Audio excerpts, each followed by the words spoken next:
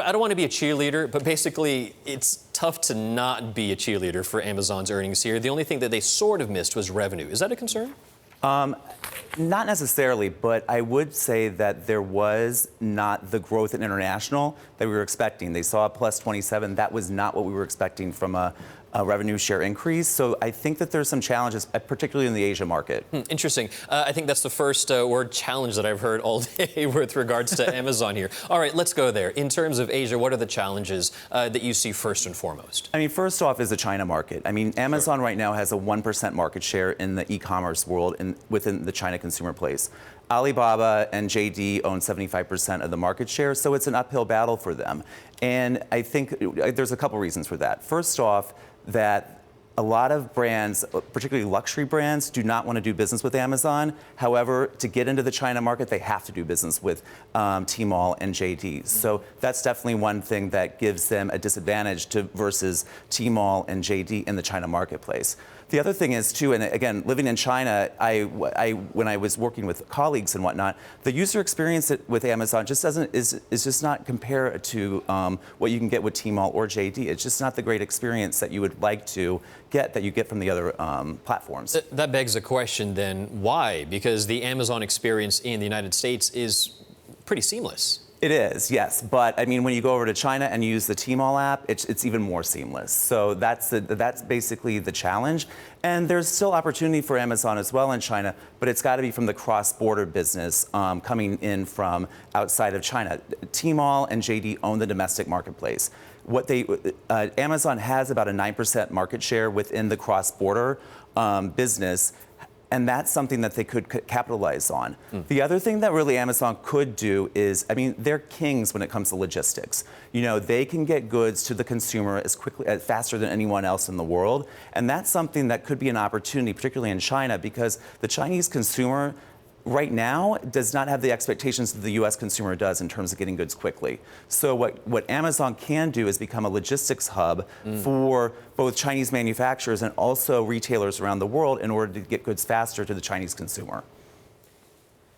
And Stephen, we heard a lot in the earnings call about efficiencies within this earnings season for Amazon. I mean, when it comes to subscription services, how well do you think that they're actually monetizing this right now through the likes of Prime?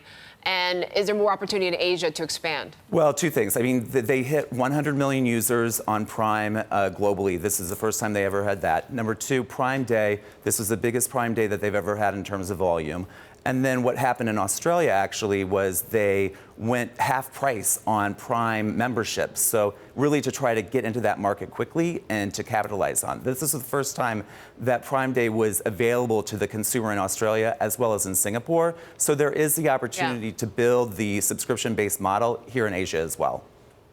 What about in terms of doing so, because they do a lot of different devices where you can do so right now, right? The potential really is going to be on these voice assistants, Alexa, also on the phone as well. How much kind of a potential do you see on that front? I mean, Jeff Bezos said in the earnings report, I feel like he wants an Alexa in every household around the world. So I think what Amazon will do anything in order to get an Alexa in every household around the world. So big opportunity there.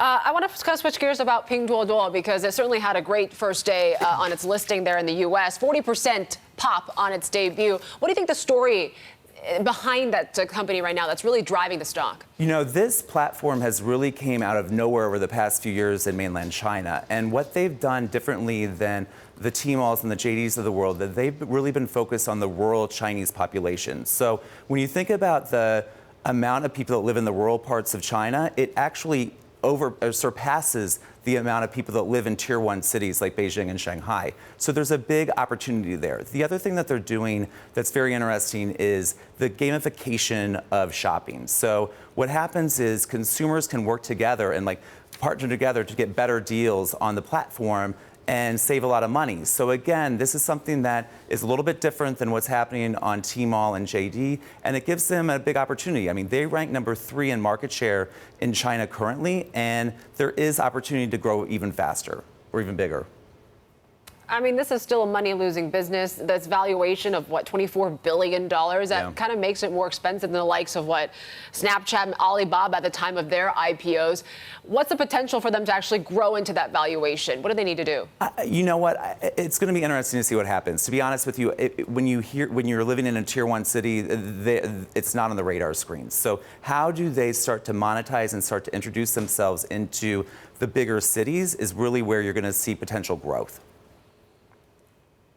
Stephen, just a little bit more talk about when it comes to the competition as well. I mean, I think Alibaba and JD.com, they're also heading into the lower tier cities as well. They're also expanding into that space. Do you think that Pingzhu can hold that lead that they still have?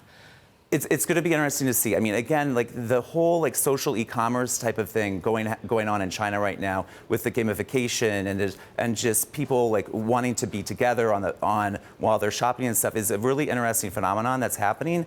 And I think that's going to be an advantage for like the Pingdao that you don't get from as much from Tmall and JD. So. It's going to be interesting to see what happens when it comes to the growth. I mean, there's still plenty of opportunity for all the platforms, and we'll see what happens.